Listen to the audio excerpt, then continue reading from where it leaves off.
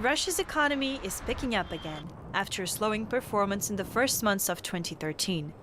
Growth was recorded in all key sectors already in March, and all eyes will be on the April GDP results, which are to be published within the next few days.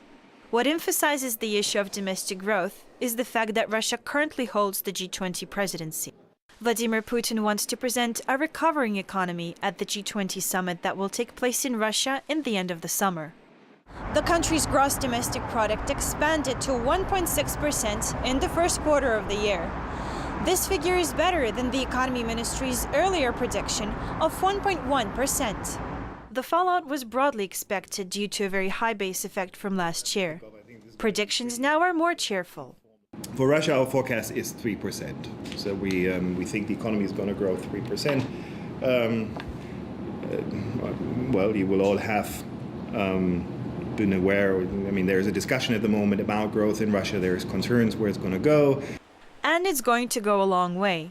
Even though the European Bank for Reconstruction and Development slashed its 2013 forecast to just around 2% for emerging economies, for next year, however, it predicts a striking recovery.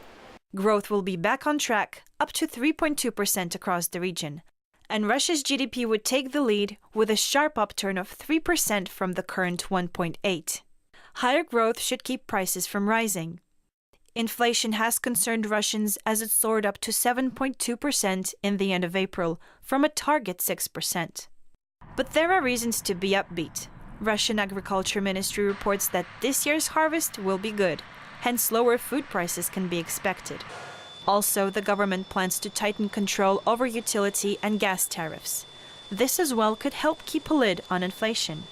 Powering up the economy will be the subject of intense debates at the St. Petersburg International Economic Forum in June.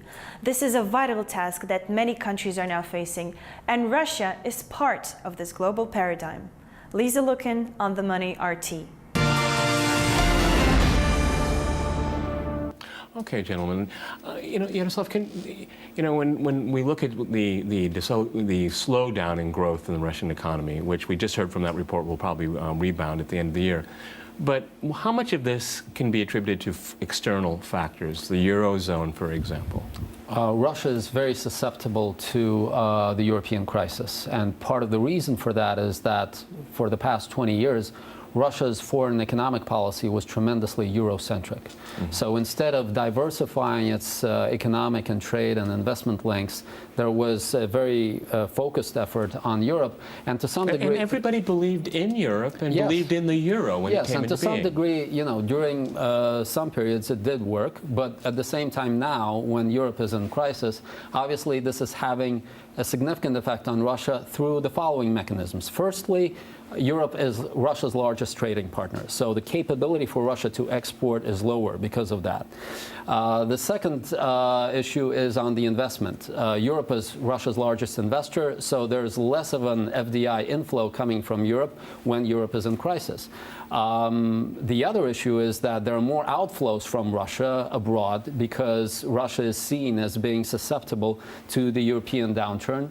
And finally, of course, the other very important transmission mechanism is oil prices. Right. And through the oil price channel, the crisis in Europe affects Russia. So what Russia is trying to do is to diversify its economic links and to develop links with Asia, with other parts of the global economy. But that doesn't happen very quickly, does it? Yeah, it will take time, but it is encouraging to see that the paradigm of Russia's foreign economic policy is changing. It's starting to forge alliances with countries in the far abroad, like New Zealand, like Vietnam, like ASEAN countries. So it's like taking virtue from necessity. I mean, this was something that was thought about. Now you have to do it. You don't have much choice.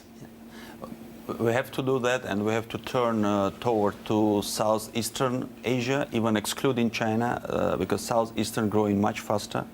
I will say we have to turn to Africa, okay, which I guess is next point of growth after Southern Asia, and we have to start it to do now, because the time we have to do it, it could be late.